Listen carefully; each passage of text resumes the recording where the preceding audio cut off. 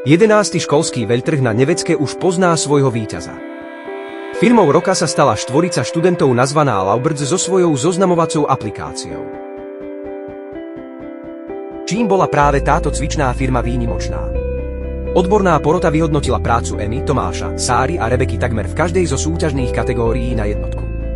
Už len samotný podnikateľský nápad, ktorým bola zoznamovacia aplikácia pre osamelých, bol v histórii 11 ročníkov nový a navyše aj inovatívny z hľadiska využitia moderných technológií.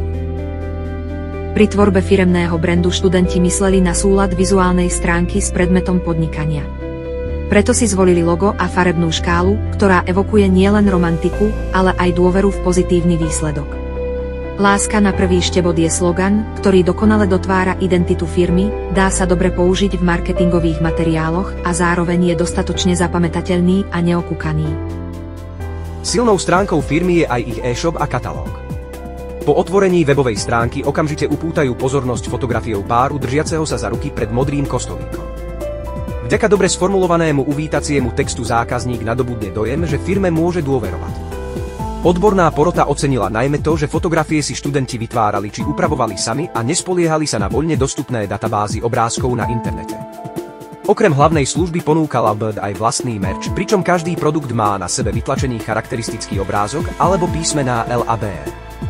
Najzaujímavejšou časťou ponuky je však odkaz na skutočne existujúcu aplikáciu overenia veku, za ktorý si členovia tímu vyslúžili extra pochvalu porotky.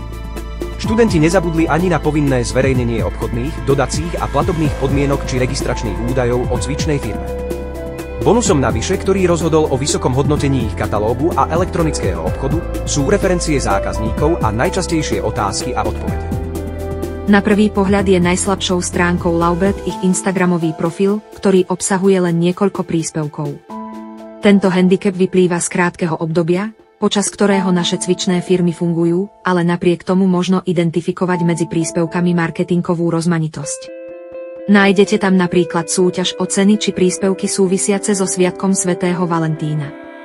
Navyše, študenti nezabudli na sociálnej sieti zverejniť svoju vizitku, reklamný videospot či pracovnú ponuku pre záujemcov o prácu vo firme.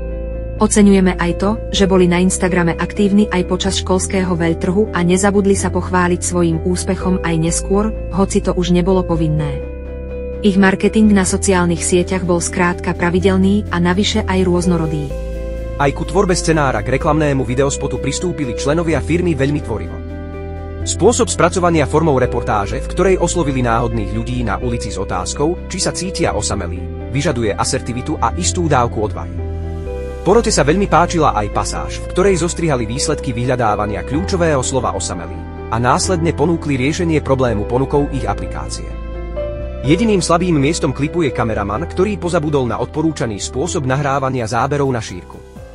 V prípade vysielania danej reklamy v televízii, pred premietaním v kine či na YouTube sa tým vytráca zážitok z plnohodnotného vnímania obsahu reklamy. Marketingové posolstvo firmy Laubird je však také silné, že sme ich reklamu vyhodnotili ako tretiu najlepšiu v 11. ročníku súťaže o najzaujímavejší videospot.